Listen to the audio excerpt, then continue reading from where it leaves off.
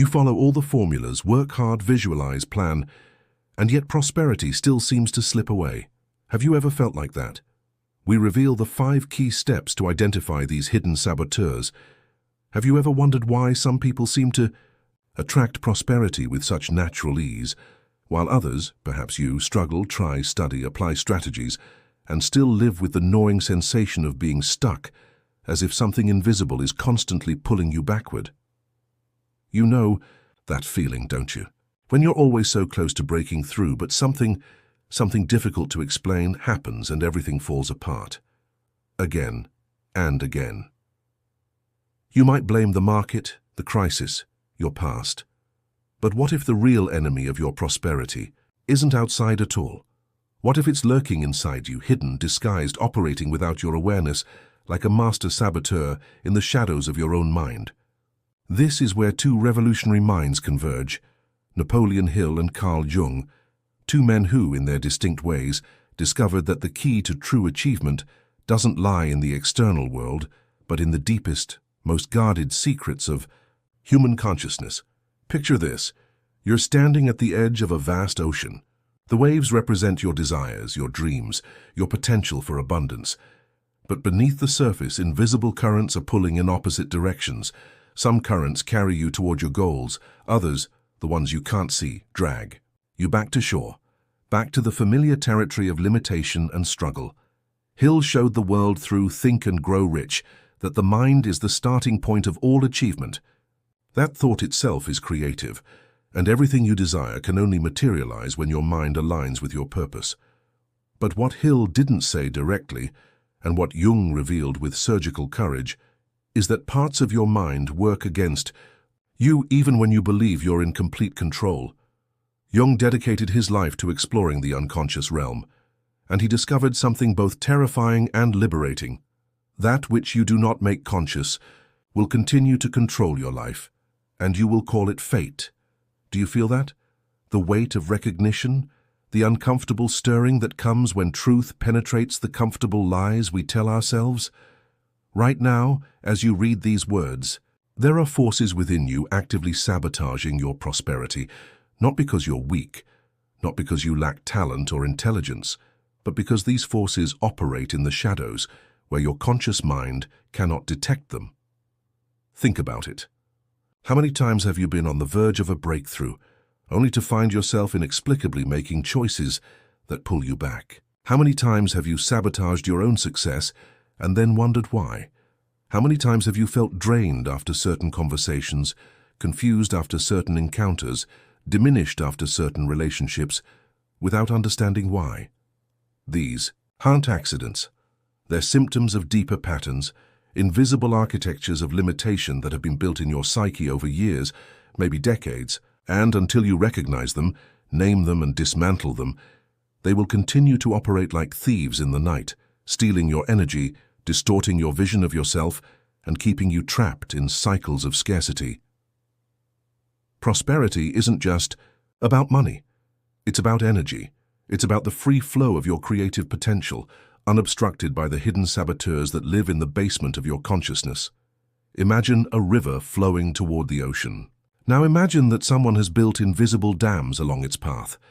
Dams you can't see, but that restrict the flow, create stagnation, and prevent the river from reaching its natural destination. Your prosperity is that river. And the saboteurs within you are those invisible dams. The question isn't whether these saboteurs exist, they do in everyone. The question is, are you ready to see them? Are you prepared to face what you've been unconsciously avoiding? Are you willing to venture into the uncomfortable territory of your own hidden patterns? Because here's what most people don't understand. The very act of seeking prosperity while ignoring these internal saboteurs is like trying to fill a bucket with holes in the bottom. You can pour all the motivation, all the strategies, all the positive thinking you want, but until you plug the holes, you'll never retain what you're trying to build. This isn't about blame. This isn't about shame. This is about awakening. This is about liberation from the invisible prisons you didn't even know you were in. Every person who has achieved lasting prosperity has faced this same truth. The external world is a mirror of the internal world, Change the inner landscape, and the outer landscape transforms automatically. Ignore the inner work, and no amount of external effort will create lasting change. Right now, in this moment, you're at a crossroads. You can continue living as most people do, reacting to circumstances, blaming external forces, fighting symptoms while ignoring causes. Or you can choose the path of the conscious creator, the person who understands that true power comes from recognizing and transforming the invisible forces that shape reality. Napoleon Hill spoke of the power of thought. Carl Jung revealed the power of the unconscious. Together, they point to a truth that most people spend their entire lives avoiding. You are both the creator and the saboteur of your own experience. And until you own this truth completely, you will remain at the mercy of forces you don't understand. Can you feel it stirring within you? That mixture of excitement and resistance?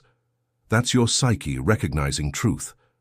That's your consciousness, preparing to expand beyond its current limitations.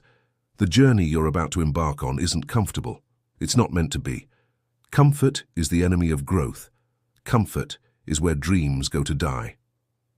Comfort is where the saboteurs feel most at home, operating freely in the darkness of your unexamined assumptions and unconscious patterns. But here's what awaits you on the other side of this journey. Freedom, real freedom, not the shallow freedom of having no responsibilities, but the deep freedom of having no internal contradictions, the freedom that comes when every part of you is aligned with your highest vision, the freedom that comes when you stop being your own worst enemy and become your own greatest ally. Imagine waking up every morning with absolute clarity about who you are and what you want. Imagine moving through your day without the internal friction that currently exhausts you. Imagine relationships that energize rather than drain you. Imagine projects that flow rather than feel forced. Imagine prosperity that feels natural rather than elusive. This isn't fantasy. This is what becomes possible when you stop fighting symptoms and start addressing causes. When you stop trying to change the external world and start transforming the internal world that creates it. Are you ready to meet the saboteurs? Are you prepared to look in the mirror and see not just who you think you are, but who you actually are, including the parts you've been hiding from yourself? Because they're waiting for you, these hidden aspects of yourself. They're not evil, they're not trying to destroy you. They're trying to protect you in ways that once made sense but now limit you. They're trying to keep you safe in a world that no longer exists. And the first step in transformation is recognition. You cannot change what you cannot see. You cannot heal what you will not acknowledge. You cannot transcend what you refuse to face. The saboteurs of your prosperity aren't external forces. They're internal patterns. They're not your enemies. They're aspects of yourself that have been operating in the dark for so long that they've forgotten they serve you, not the other way around. What if the very obstacles that have been frustrating you are actually invitations? What if every setback has been trying to show you something you needed to see? What if every moment of stagnation has been preparing you for this moment of recognition? Imagine a world where every person understood the invisible forces shaping their reality. Imagine a world where people took responsibility not just for their actions, but for their unconscious patterns. Imagine a world where prosperity flowed naturally because the internal dams of limitation had been removed. Watch them, the masses, the majority. See how they move through life like sleepwalkers, unconscious of the invisible forces controlling their every choice, their every reaction, their every limitation. They blame everything except the one thing they have complete control over, themselves. They point fingers at the economy, at their boss, at their family, at their circumstances. Anything but the saboteurs operating within their own consciousness. Do you see yourself in this mirror? Are you uncomfortable yet? Good.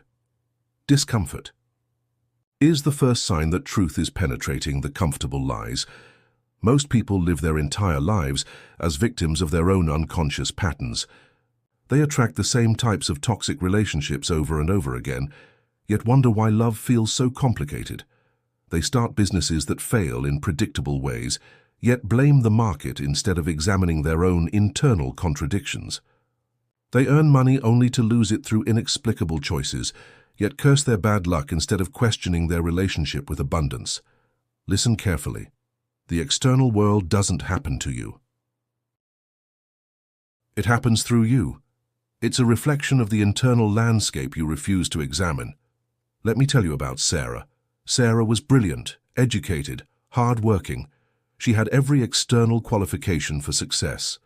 She read all the right books, attended all the right seminars, applied all the right strategies. Yet year after year, she found herself stuck in the same patterns of financial struggle and emotional exhaustion. Sarah would start projects with tremendous enthusiasm, work intensively for weeks or months, then mysteriously lose momentum just before breakthrough moments. She would attract opportunities, get excited about possibilities, then find herself sabotaging them through procrastination, perfectionism, or inexplicable self-doubt. Her relationships followed the same pattern. She would meet someone promising, feel genuine connection, then gradually become either clingy and desperate or distant and critical. She would give too much of herself to people who gave little in return, then wonder why she felt drained and resentful. Sarah did what most people do when life doesn't match their expectations. She worked harder. She applied more strategies, she read more books, she attended more seminars, she networked more aggressively. She pushed herself further beyond her limits, but the harder she worked externally, the more internal resistance she created. The more she forced, the more life seemed to push back. The more she tried to control outcomes, the more chaotic her experience became. What Sarah couldn't see, what most people refused to see, is that she was carrying invisible burdens that made success impossible. She was operating from unconscious programming that sabotaged every conscious effort. She was fighting a war on the wrong battlefield. Sarah had unconsciously absorbed the belief that she wasn't worthy of ease. That struggle was virtuous, that if something came too easily, it couldn't be valuable. So even when opportunities for effortless progress presented themselves, she would complicate them, create unnecessary obstacles, or abandon them entirely. She had learned to identify with being needed, being helpful, being the one who solves other people's problems. Her entire sense of self-worth was tied to her ability to rescue others. So she unconsciously attracted people who needed rescuing, energy vampires who drained her resources while giving nothing substantial in return. She had developed a persona of competence and control that required tremendous energy to maintain. She couldn't allow herself to be vulnerable, to ask for help, to admit when she was struggling. This persona became a prison that prevented authentic connections and exhausted her creative energy. Most dangerously, Sarah had repressed her own ambition, her own desires, her own natural selfishness. She had been programmed to believe that wanting more was greedy, that focusing on her own needs was selfish, that pursuing prosperity was somehow spiritually inferior. So she unconsciously sabotaged her own success to avoid feeling guilty about having more than others. Sarah's story isn't unique. It's the story of millions of people who live beneath their potential, because they're fighting invisible battles against parts of themselves they don't understand. The tragedy isn't that Sarah lacked capability. The tragedy is that she never recognized the real source of her limitations. She spent years treating symptoms while the actual disease continued to spread. She exhausted herself fighting external obstacles while the internal obstacles remained untouched. Do you recognize yourself in Sarah's story? Do you see the patterns you've been unconsciously repeating? The self-sabotage disguised as bad luck, the internal contradictions disguised as external circumstances. Here's what most people don't realize. Every external failure is preceded by an internal failure. Every limitation in your outer world reflects a limitation in your inner world. Every pattern of struggle reveals an unexamined belief, an unintegrated aspect of self, an unconscious saboteur operating in the shadows. The masses live in constant reaction mode. Something happens, they react. Someone criticizes them, they defend or attack. An opportunity appears, they either desperately grab it or unconsciously push it away. They're puppets dancing to strings they can't see, controlled by forces they refuse to acknowledge. They blame their childhood, yet continue to make choices from childhood programming. They blame their circumstances, yet unconsciously recreate the same circumstances over and over. They blame other people, yet attract the same types of people into their lives repeatedly. The unconscious mind is like a computer running programs. In the background, most people are unaware of these programs, yet these programs determine their thoughts, emotions, decisions, and ultimately their results. They live their entire lives as slaves to invisible software they didn't consciously install and don't know how to uninstall. Watch how they handle criticism. Instead of examining whether the criticism contains useful information, they either crumble defensively or attack aggressively. They can't maintain their center because they've never established a true center.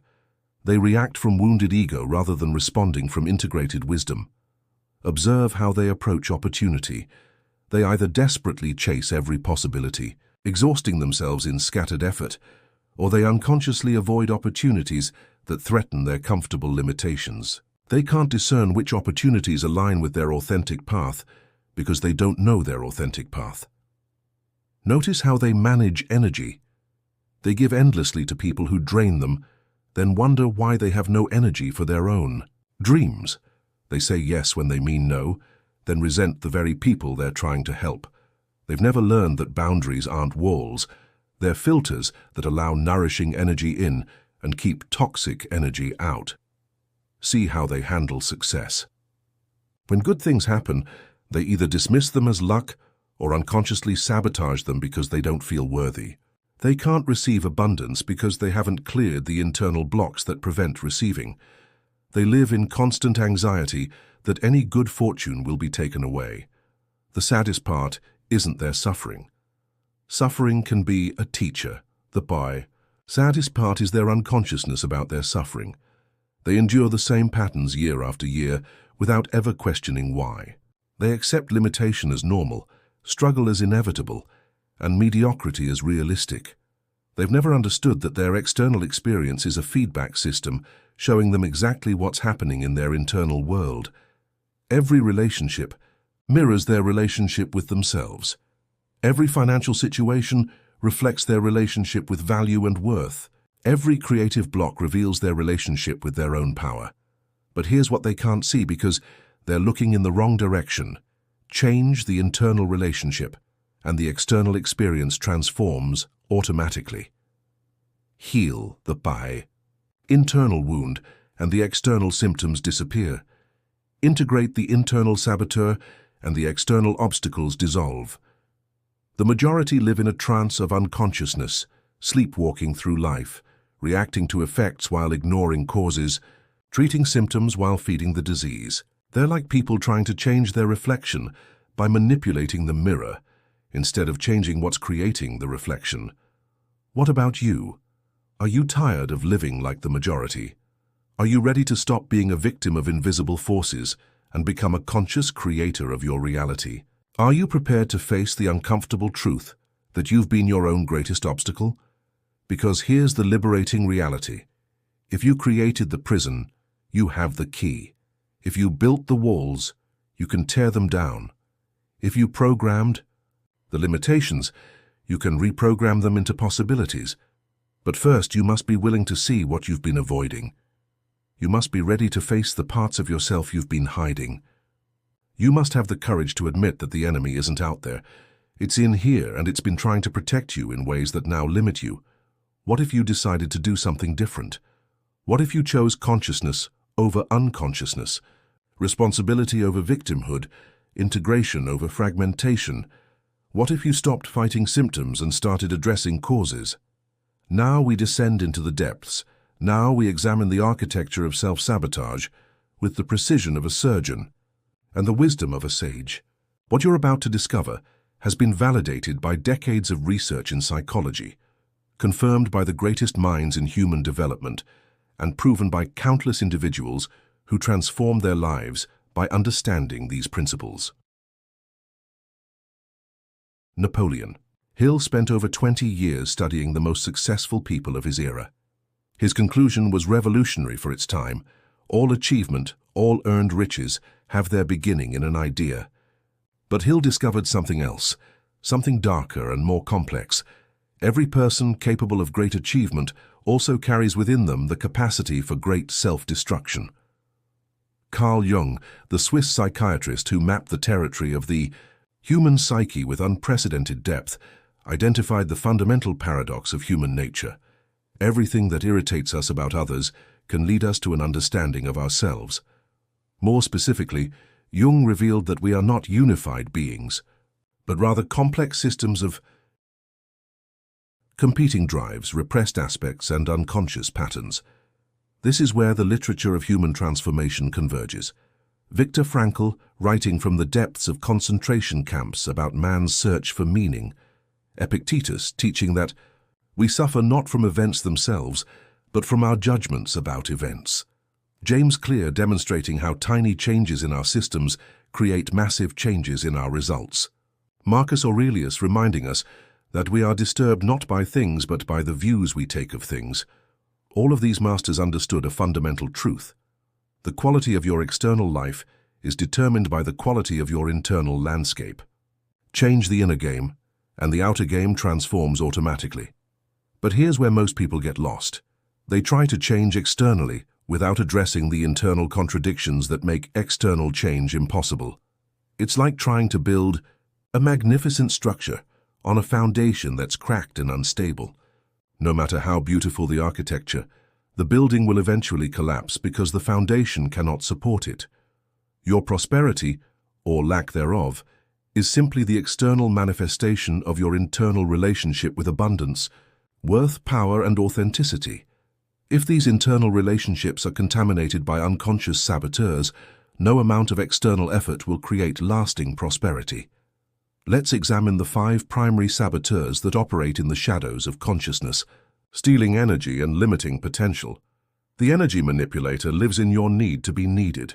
This saboteur convinces you that your worth comes from solving other people's problems, rescuing others from their self-created difficulties, and absorbing the emotional chaos of everyone around you. You become addicted to being indispensable, which makes you a magnet for people who refuse to take responsibility for their own lives. This saboteur operates through what Jung called projection. Others project their unresolved issues onto you, and instead of recognizing the projection and maintaining healthy boundaries, you absorb it as if it were your responsibility. You become an emotional dumping ground for other people's unconscious material. The result? Chronic exhaustion, resentment, and a complete disconnection from your own needs and desires. You're so busy managing other people's emotions that you have no energy left for your own creative expression. You're so focused on being good that you forget to be authentic. The mask keeper operates through your need for approval and acceptance. This saboteur creates elaborate personas designed to gain love, avoid criticism, and maintain the illusion of having everything together.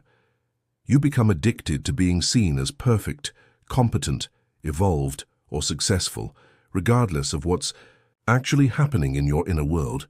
This saboteur feeds on what Hill called the fear of criticism. You make choices based not on what serves your authentic growth, but on what will maintain your carefully constructed image. You become so invested in how others perceive you that you lose touch with who you actually are beneath the masks. The result? Exhaustion from maintaining facades, shallow relationships built on false presentations, and a complete disconnection from your authentic power. You're so busy being who you think others want you to be that you never discover who you're actually meant to be. The shadow keeper thrives on repression and denial. This saboteur convinces you that certain emotions, desires, or aspects of yourself are unacceptable, dangerous, or shameful. So you push them into the basement of consciousness, believing you've eliminated them when you've actually just made them invisible and therefore more powerful. Jung identified this as perhaps the most dangerous saboteur. One does not become enlightened by imagining figures of light, but by making the darkness conscious.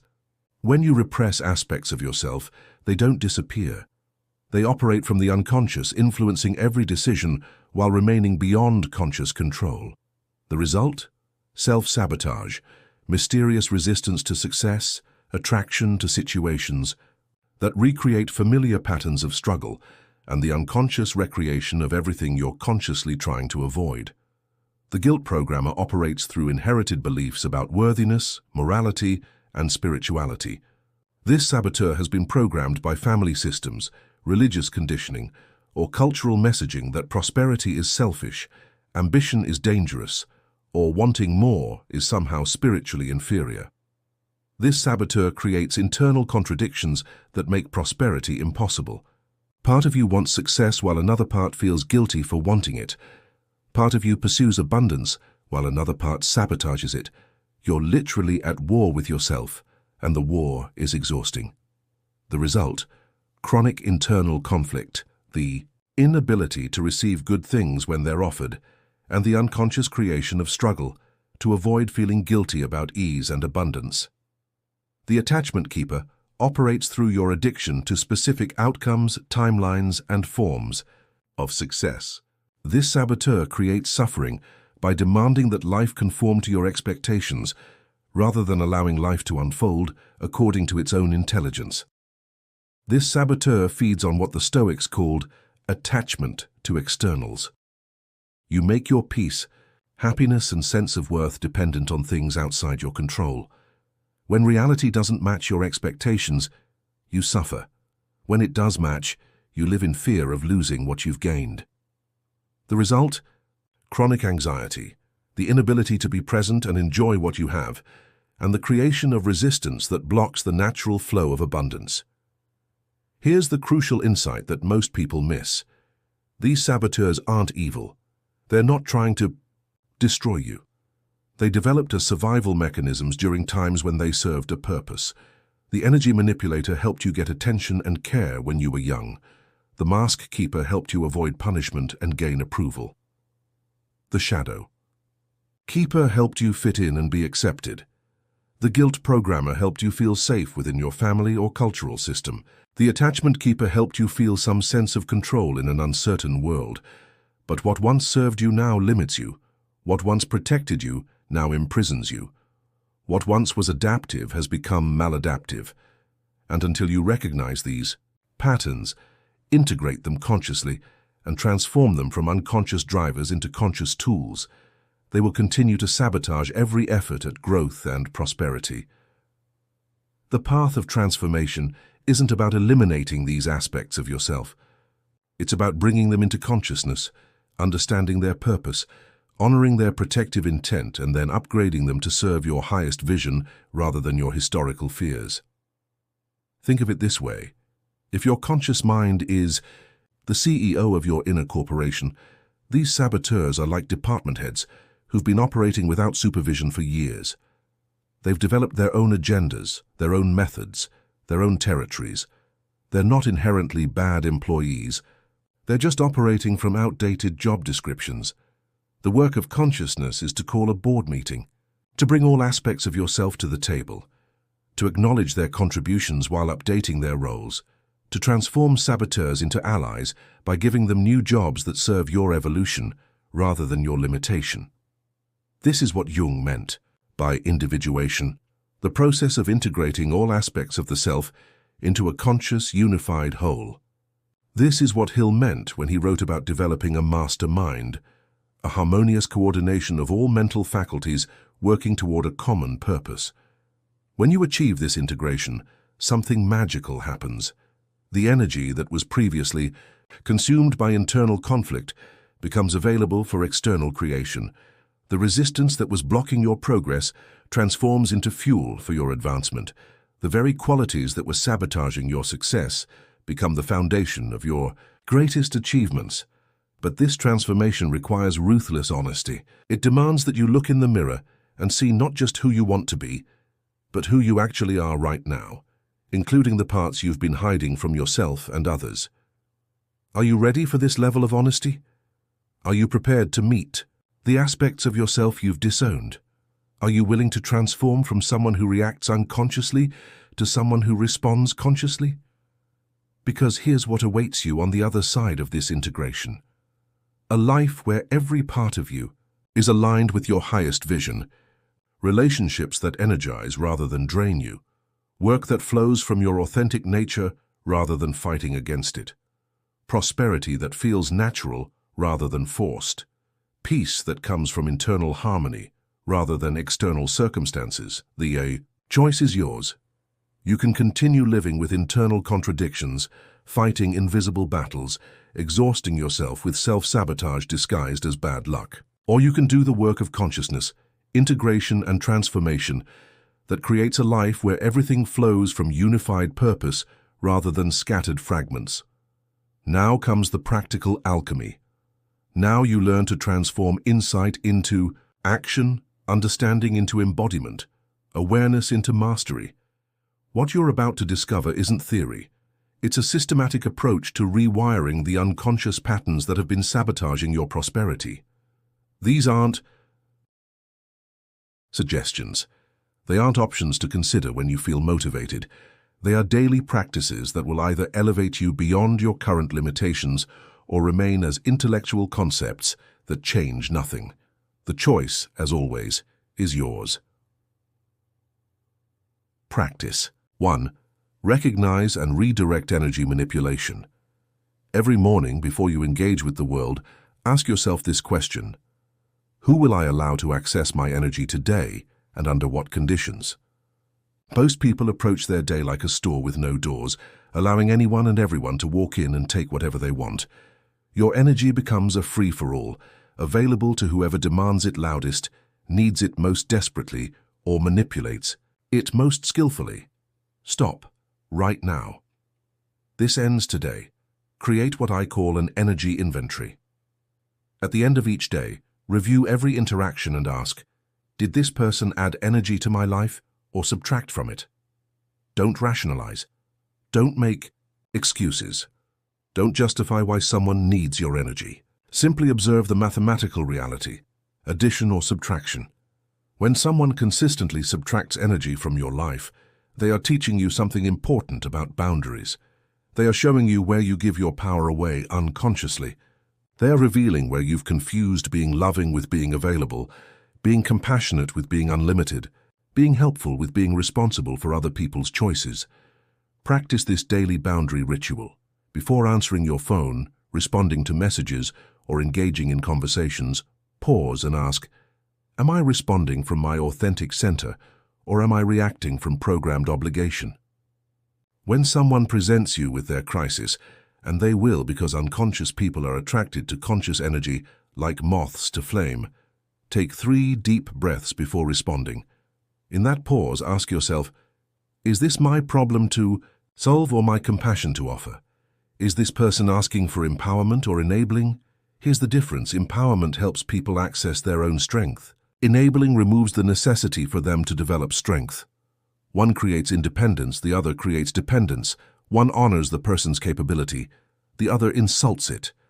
When you feel that familiar tug of guilt for not immediately solving someone's problem, recognize this as the energy manipulator saboteur trying to maintain control. Breathe through the discomfort. Choose conscious response over unconscious reaction. Practice 2. Identify and release. Inauthentic personas. Every persona you wear requires energy to maintain. Every mask you put on separates you from your authentic power. Every role you play that isn't aligned with your true nature exhausts your creative capacity. Begin each day with this question: how will I show up as myself today, rather than as who I think others need me to be? Notice throughout the day when you feel the urge to impress, to appear more evolved than you feel, to hide your struggles or to present a perfect image. These are moments when the mask keeper saboteur is active. Instead of automatically complying with this urge, pause and ask, what would happen if I were honest right now? What would happen if I allowed people to see me as I actually am? This doesn't mean dumping your problems on everyone. It means being authentic about your humanity, without using your humanity as an excuse for unconscious behavior. When someone criticizes you, and they will, because authentic people trigger unconscious people, practice this response. Thank you for the feedback. I'll consider what might be useful in what you've shared. Then do exactly that. Consider it without defending, without attacking, without collapsing. Extract any useful information and discard the emotional charge. When you catch yourself trying to control how others perceive you, recognize this as energy being diverted from creation into impression management. Ask yourself, what would I create if I weren't worried about how it would be received? Practice. 3. Integrate rather than repress your shadow. This is the most advanced practice and the most transformative. Every day you will encounter emotions, desires or impulses that you've been trained to judge as unacceptable. Instead of pushing them away, practice conscious integration. When you feel anger, instead of repressing it or expressing it unconsciously, ask, what is this anger trying to protect? What boundary has been crossed? What value has been violated? Use anger as information rather than seeing it as a problem to fix. When you feel envy, instead of feeling ashamed of it, ask, what is this envy showing me about what I truly want? What is this person embodying that I'm meant to develop in myself? Use envy as a compass, pointing toward your authentic desires. When you feel selfish desires for more money, more recognition, more pleasure, more freedom, instead of feeling guilty about them, ask, how can these desires serve not just me but the highest good? How can my prosperity contribute to the prosperity of others? Create a daily practice I call shadow integration. Each evening, review the day and identify one emotion or impulse you felt that you immediately judged as wrong or inappropriate. Instead of judging it, dialogue with it. Ask it, what are you trying to tell me? What do you need? How can I honor your message while expressing it in a way that serves my highest evolution? This practice transforms repressed energy into conscious power. It converts self-judgment into self-understanding. It turns internal enemies into internal allies. Practice 4. Release guilt and claim your right to prosper. Every morning before you begin your day, make this declaration, I have the right to prosper. My abundance serves the highest good. My success empowers others to succeed. Throughout the day, notice when guilt arises around wanting more, having more, or pursuing more. This guilt is programmed into you by systems that benefit from your limitation. It's not your guilt. It's inherited guilt that you've carried for others. When guilt arises, practice this technique. Place your hand on your heart and say, this guilt isn't mine. I release it with love. I claim my right to prosper as an expression of my unique contribution to the world. Understand this. Your prosperity doesn't take anything away from anyone else. Wealth isn't finite. Opportunity isn't limited. Success isn't a zero-sum game. The more you prosper in alignment with your authentic nature, the more you demonstrate what's possible for others. But here's the key. Your prosperity must serve something larger than your personal comfort. It must be aligned with your contribution, your service, your unique gift to the world. Prosperity without purpose creates guilt because it feels empty. Prosperity with purpose creates fulfillment because it feels meaningful. Each day, connect your desire for abundance with your desire to serve. Ask, how will my increased prosperity allow me to contribute more effectively? How will my financial freedom enable me to serve at a higher level? How will my success inspire others to pursue their own? Practice 5. Detach from outcomes. While maintaining commitment to process, this final practice is the most sophisticated because it requires you to hold two seemingly contradictory positions simultaneously. Caring deeply about your goals while being unattached to specific outcomes. Begin each day by setting clear intentions, but end each day by releasing attachment to how those intentions manifest. Work with full intensity, but hold results lightly. Commit completely to your process while remaining flexible about outcomes. When things don't unfold as you expected, and they won't, because life has its own intelligence that surpasses your planning, practice this response. This outcome is teaching me something I needed to learn. What is it trying to show me? How is this serving my evolution even if it doesn't match my expectations? Create a daily practice of gratitude that includes not just what you received, but what you didn't receive. Thank life for the opportunities that didn't work out because they weren't aligned with your highest path. Thank obstacles for revealing where you needed to grow stronger. Thank delays for giving you time to develop capabilities you didn't know you needed.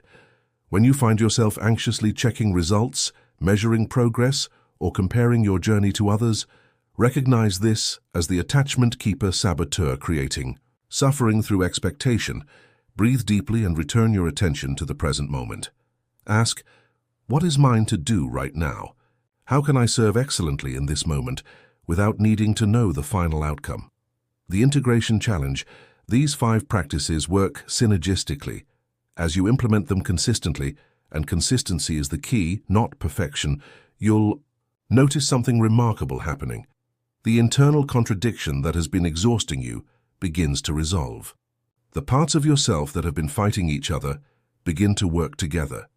The energy that was being consumed by unconscious patterns becomes available for conscious creation. But here's what most people don't understand. These practices will initially create discomfort. Your ego will resist.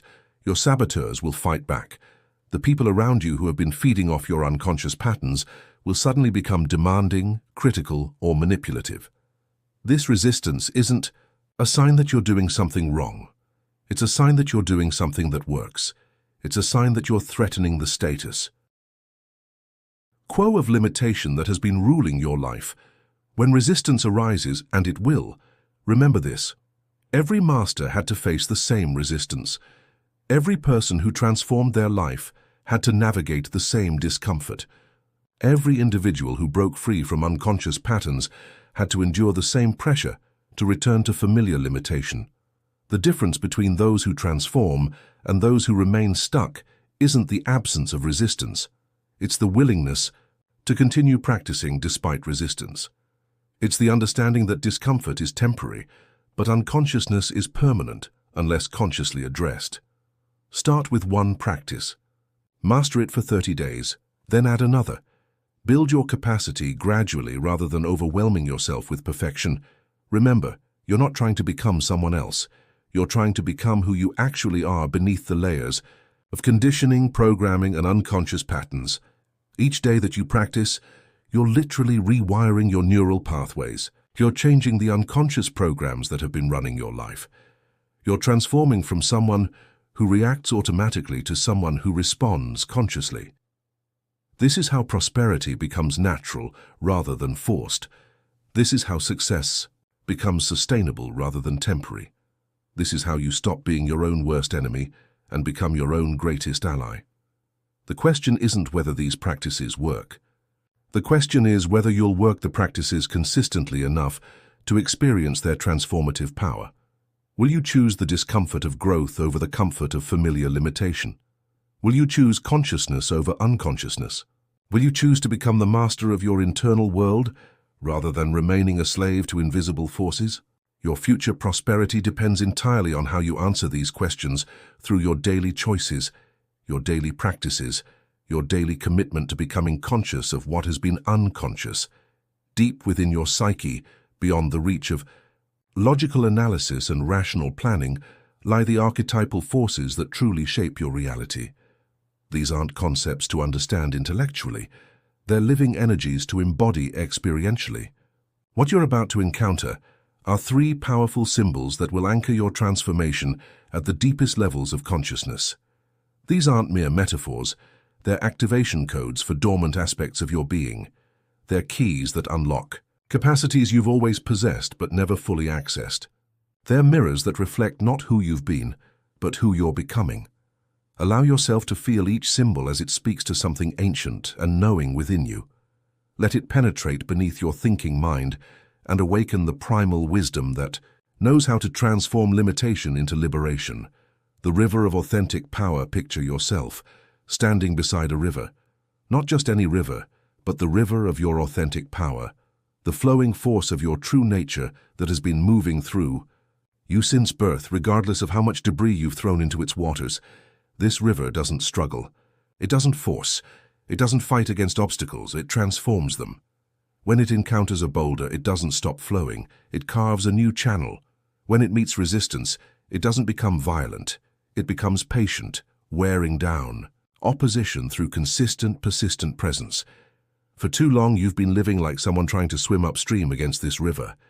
You've been fighting your own nature, resisting your own flow, exhausting yourself by moving against the current of your authentic power rather than allowing it to carry you toward your natural destination. The energy manipulator saboteur built dams across this river, convincing you that your energy belonged to others. The Mask Keeper saboteur polluted its waters with artificial additives, trying to make it appear different than its natural composition. The Shadow Keeper saboteur forced it underground, creating stagnant pools where pure flow should exist. The Freud. Guilt Programmer saboteur convinced you that your river was too powerful, too selfish, too much for others to handle. The Attachment Keeper saboteur tried to control its direction, demanding it flow toward specific destinations according to artificial timelines. But rivers cannot be permanently dammed. Water always finds a way. And your authentic power? No matter how long it's been suppressed, redirected, or contaminated, remains intact, waiting for you to remove the obstacles and allow natural flow to resume. Each morning, as you begin your day, connect with this river. Feel it flowing through you, not as an idea, but as a living force. Ask it, how do you want to move through me today? What obstacles are you ready to transform? What new channels do you want to carve?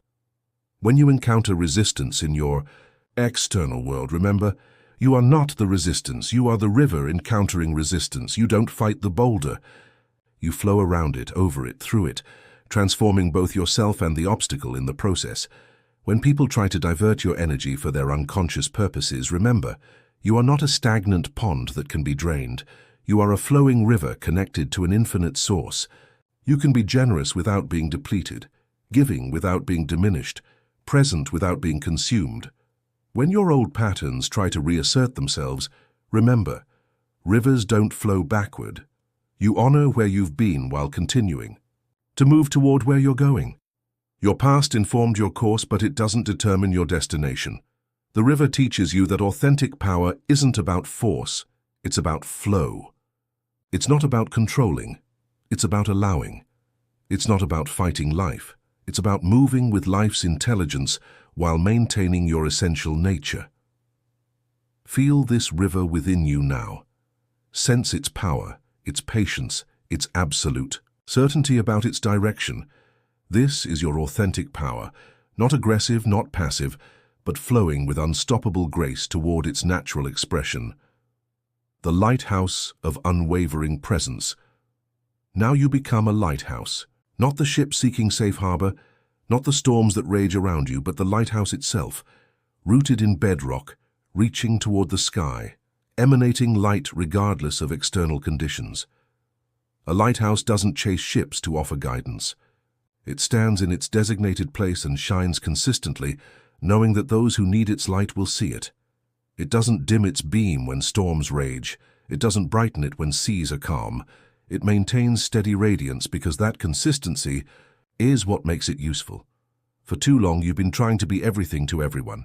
Ship, lighthouse, harbor master, and coast guard all at once. You've exhausted yourself trying to rescue every vessel while neglecting your fundamental purpose, to shine your unique light from your authentic position. Your saboteurs tried to convince you that being a lighthouse was selfish. How can you just stand there shining when ships are struggling? They whispered. But here's what they didn't understand. A lighthouse that abandons its post to chase struggling ships becomes useless to everyone. It can't guide from the middle of chaos. It can only guide from a position of stability and clarity. The lighthouse knows something profound about service. The most loving thing you can do is maintain your center so consistently that others can use your stability to find their own way. You don't save people by drowning with them. You save them by being so rooted in your truth that they can navigate toward their own safety. Your light isn't your personality, your achievements, your roles, or your reputation. Your light is your essential nature, the unchanging core of who you are beneath all the changing circumstances of your life. This light has been shining since birth, waiting for you to stop covering it with the debris of other people's expectations and your own self-doubt. Each evening, as you reflect on your day, ask yourself, did I shine from my authentic position today, or did I abandon my post to chase approval, avoid criticism, or solve problems that weren't mine to solve? When people criticize your boundaries, your choices, or your direction, remember, lighthouses don't take feedback from ships about where to position themselves. They're positioned by those who understand navigation, not by those who are lost at sea.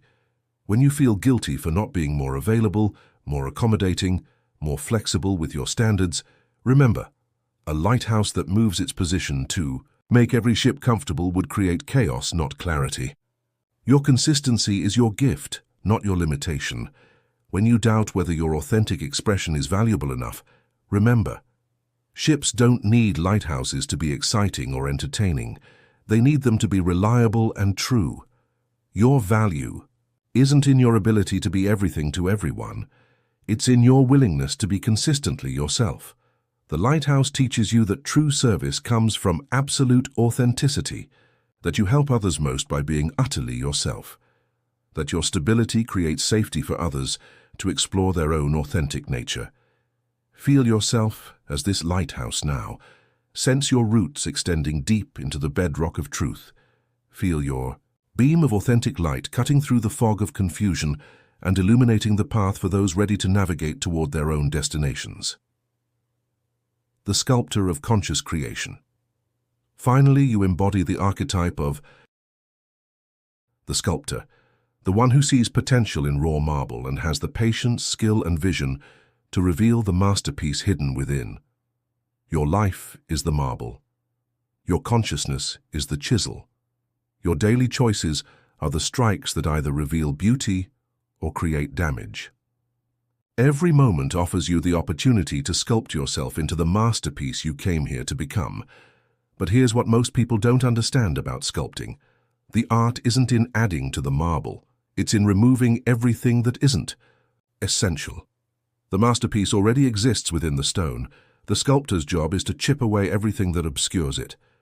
For years, you've been trying to add things to yourself: more knowledge, more strategies, more techniques, more credentials. But transformation isn't about addition. It's about subtraction. It's about removing the false identities, limiting beliefs, unconscious patterns, and inherited programming that obscure your natural magnificence. Your saboteurs convinced you that you needed to become someone else to be successful. But the sculptor knows better. You need to become more yourself. You need to remove the layers of conditioning that hide your authentic nature. You need to chip away the personas, the masks, the false selves, until only truth remains. The sculptor works with both precision and patience. Each strike of the chisel is intentional, purposeful, aligned with the vision of what's being revealed. There's no rushing the process, no forcing the outcome, no impatience with the time it takes for beauty to emerge. Some days, you'll remove large chunks of limitation. Other days, you'll make subtle refinements. Both are necessary. Both serve the ultimate vision. Both are part of the masterpiece emerging. The sculptor understands that resistance isn't the enemy. It's information.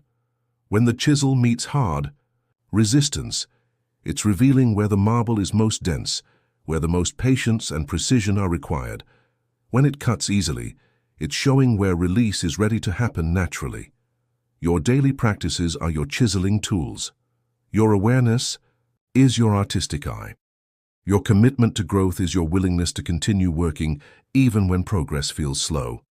Your trust in the process is your faith that the masterpiece is already there, waiting to be revealed. Each morning, as you prepare for your day, ask yourself, what am I ready to remove today? What no longer serves the vision of who I'm becoming? What false identity am I ready to chip away? When you encounter challenges, remember, every obstacle is an opportunity to refine your masterpiece. Every difficulty is the sculptor's tool revealing strength you didn't know you possessed.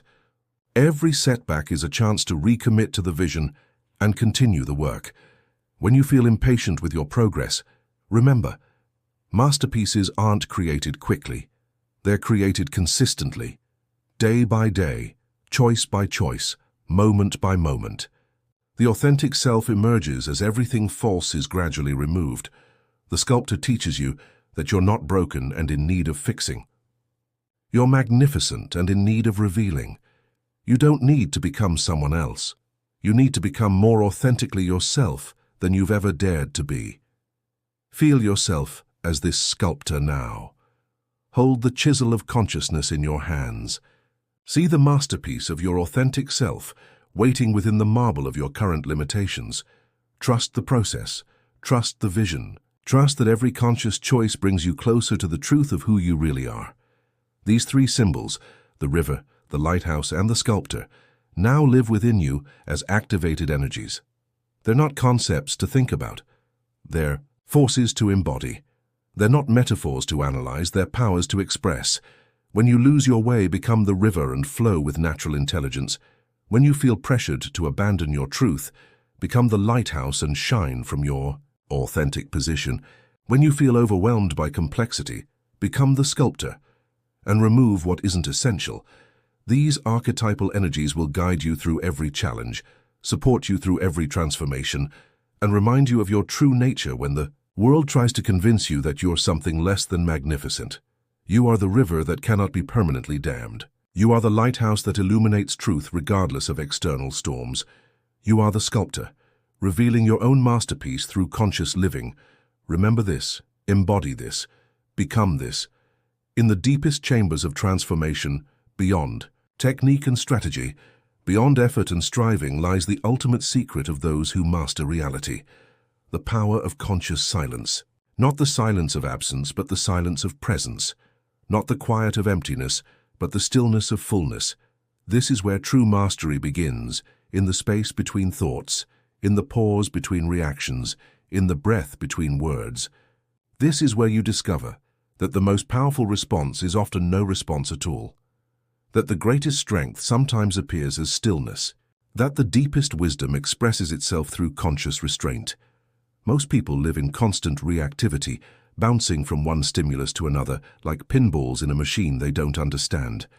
They react to every criticism, respond to every provocation, engage with every drama that presents itself.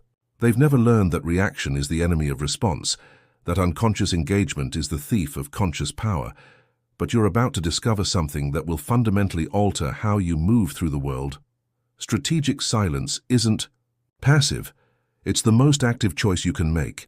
It's not withdrawal from life, it's engagement with life from the deepest possible position of strength. The power of the pregnant pause watch masters in any field, and you'll notice something remarkable. They use silence as skillfully as they use action. They understand that timing is everything, and timing requires the ability to wait, to observe, to allow situations to ripen before responding. When someone attacks you verbally, your unconscious programming screams at you to defend immediately. But the master pauses. In that pause, something magical happens. The attacker's energy completes its arc and dissipates. Their aggression, meeting no resistance, exhausts itself. What seemed like a threat requiring immediate defense reveals itself as someone else's internal chaos that has nothing to do with you. Practice this sacred pause. When someone criticizes you, when someone tries to provoke you, when someone demands an immediate response to their emotional emergency, pause. Take 3 conscious breaths. Feel your feet on the ground. Connect with your center. Then choose your response from wisdom rather than reactivity. This pause isn't hesitation. It's not uncertainty. It's the conscious choice to respond from your authentic power rather than from programmed patterns. It's the difference between being a puppet, dancing to other people's emotional strings, and being a sovereign being who chooses when and how to engage. In that pause, ask yourself, is this my circus? Are these my monkeys? Is this situation requiring my energy, or is it demanding my energy? Is this person asking for my wisdom, or are they trying to dump their chaos onto me? Most of what masquerades as urgency is actually other people's unprocessed anxiety. Most of what presents itself as emergency is someone else's inability to tolerate discomfort. You don't have to make their discomfort your responsibility. You don't have to solve their crisis to prove your worth. The silent revolution of non-attachment true. Power begins when you stop needing specific outcomes to feel peaceful. When you can work toward goals without being attached to results. When you can care deeply about your vision without being dependent on its manifestation for your sense of worth. This isn't indifference. This isn't lack of caring. This is caring so deeply that you're willing to surrender the illusion of control in service of what's actually possible. This is loving your vision enough to allow it to unfold according to its own intelligence rather than forcing it to conform to your expectations. The attached mind creates resistance through its demands. The detached mind creates flow through its allowance. The attached mind exhausts itself trying to control outcomes. The detached mind conserves energy by focusing on process. Every morning, set your intentions clearly and passionately. Then, throughout the day, hold those intentions lightly. Work toward them with full commitment while remaining unattached to specific timelines, forms, or results. Trust that life has intelligence that exceeds your planning and wisdom that surpasses your understanding. When things don't unfold as you expected, and they won't, practice this response. This outcome is perfect for my evolution, even if it's not what my ego wanted. What is this situation trying to teach me? How is this serving my highest growth? This practice transforms disappointment into curiosity, frustration into fascination, resistance into acceptance. It allows you to learn from every experience, rather than being victimized by circumstances that don't match your preferences. The daily disciplines of the sovereign self-mastery isn't achieved through dramatic gestures or occasional intense efforts. It's built through small, consistent practices that gradually rewire your consciousness and align your entire being with your highest vision.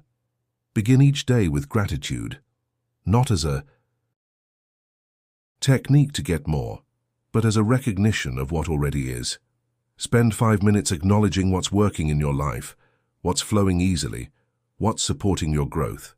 This practice shifts your attention from scarcity to abundance, from problems to possibilities, from what's wrong to what's right. Include in your gratitude the challenges you're facing. Thank them for forcing you to grow stronger. Thank obstacles for revealing where you needed to develop new capabilities. Thank delays for giving you time to prepare for opportunities you're not yet ready to handle. Thank resistance for showing you what you're still attached to. Create a daily practice of silence, not just the absence of sound but the presence of stillness. Sit quietly for 10 to 20 minutes without agenda, without goal, without trying to achieve anything. Simply be present with what is. This practice develops your capacity to rest in being rather than constantly doing, to find peace in presence rather than constantly seeking. In this silence, you're not trying to empty your mind or stop thinking. You're practicing being the observer of your thoughts rather than being identified with them. You're developing the capacity to witness your mental and emotional patterns without being controlled by them. Establish evening reflection as a sacred practice. Before sleep, review your day with honest compassion. Where did you respond from consciousness? Where did you react from unconscious patterns? Where did you honor your authentic nature? Where did you betray it for approval or comfort? This isn't self-judgment. This is self-awareness. This is the daily practice of becoming conscious of what has been unconscious, awake to what has been automatic, intentional about what has been habitual. Ask yourself each evening, how did I grow today? What pattern did I interrupt? What new choice did I make? What old limitation did I release? How did I serve my evolution? The integration of mastery. Now you understand why most people struggle with prosperity. They're fighting invisible battles against parts of themselves they don't recognize. They're working against their own nature instead of with it. They're trying to create external abundance while maintaining internal scarcity patterns. But you've done something different. You've looked in the mirror and seen not just who you want to be, but who you actually are, including the shadow aspects you've been hiding. You've recognized the saboteurs operating in your unconscious and transformed them from enemies into allies. You've learned to recognize energy manipulation and maintain healthy boundaries. You've identified the personas you wear and chosen authenticity over approval. You've faced your shadow and integrated its power rather than being controlled by its repressions. You've released the inherited guilt that made prosperity feel dangerous and claimed your right to prosper as an expression of your authentic contribution. You've learned to work passionately toward goals while remaining unattached to specific outcomes. You've embodied the archetypal energies of the river, flowing with natural intelligence, the lighthouse, shining from your authentic position, and the sculptor, revealing your true nature by removing what isn't essential. Most importantly, you've learned to pause before reacting, to respond from consciousness rather than conditioning, to use silence as skillfully as action. You've developed the daily practices that maintain your center, regardless of external circumstances. This is what it means to master the inner game that creates the outer game. This is what it means to align every part of yourself with your highest vision. This is what it means to stop being your own worst enemy and become your own greatest ally. The prosperity that flows from this inner alignment isn't forced or frantic. It doesn't require constant effort to maintain. It doesn't create anxiety about losing what you've gained. It feels natural because it's an expression of your authentic nature rather than a contradiction of it. The relationships that form around this authenticity aren't draining or dramatic. They energize rather than exhaust you. They're based on truth rather than need, on choice rather than compulsion, on mutual empowerment rather than codependent enabling. The work that emerges from this integration doesn't feel like struggle. It flows from your natural gifts and serves something larger than your personal comfort. It contributes to the world while fulfilling your individual nature. It creates abundance while generating meaning. When you master these internal dynamics, nothing external can disturb your fundamental peace. Criticism becomes information rather than attack. Challenges become opportunities rather than obstacles. Setbacks become redirections rather than failures. You develop what the Stoics called the inner citadel, an unassailable core of peace that remains untouched by external circumstances. You become like water, soft enough to nourish, strong enough to carve canyons, fluid enough to adapt to any container while never losing its essential nature. This is the ultimate prosperity, inner abundance that expresses itself as outer abundance, inner peace that manifests as outer harmony, inner freedom that creates outer opportunities. When your internal world is aligned, your external world reflects that alignment naturally and effortlessly. You've learned to recognize that every external limitation reflects an internal limitation. Every pattern of struggle reveals an unexamined belief. Every relationship that drains you shows you where you give your power away unconsciously. Every financial challenge mirrors your relationship with value and worth. But now you also understand the reverse. Every internal breakthrough creates external opportunities. Every pattern you interrupt opens new possibilities. Every authentic choice aligns you with people and situations that support your highest expression. Every moment of consciousness attracts circumstances that match your elevated awareness. When you master your inner world, you don't need to chase opportunities. They arise naturally from your aligned presence. You don't need to force outcomes. They unfold organically from your consistent action. You don't need to manipulate circumstances. They organize themselves around your authentic purpose. This is what the great teachers meant when they spoke of effortless action, of being in flow, of working with life rather than against it. This is what they meant when they said that when you align with truth, truth supports you in ways you couldn't have imagined. The path you've traveled isn't easy, but it's the only path that leads to lasting transformation. It's the only approach that creates prosperity from the inside out, rather than trying to build abundance on foundations of inner limitation. It's the only method that produces success that enhances rather than compromises your authenticity. Remember, every master was once a beginner who refused to give up. Every person who transformed their life started exactly where you started, with the recognition that something needed to change and the courage to look in the mirror with unflinching honesty. You now possess the understanding, the practices, and the energetic alignment to create a life that reflects your highest potential. You know how to recognize saboteurs before they sabotage you. You know how to maintain boundaries without building walls. You know how to pursue goals without being attached to outcomes. You know how to use silence as a source of power rather than a sign of weakness. Most importantly, you know that you are not your limitations. You are not your history. You are not your circumstances. You are not your setbacks or your mistakes or your moments of unconsciousness. You are the conscious awareness that can observe all of these things without being defined by them. You are the creative force that can transform any pattern, transcend any limitation, and align with any possibility that serves your authentic evolution. When you master your inner world, nothing and no one can shake you. External storms may rage, but your inner lighthouse continues to shine. External obstacles may appear, but your inner river continues to flow. External distractions may arise, but your inner sculptor continues the work of revealing your true masterpiece. This is your time. This is your opportunity. This is your invitation to step fully into the power you've always possessed, but never fully accessed. The question isn't whether you can transform your life. The question is whether you will choose transformation consistently enough to experience its full power.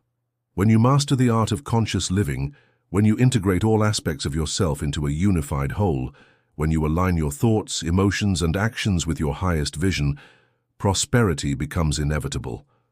Not because you force it, but because you embody it. Not because you chase it, but because you attract it through your authentic alignment.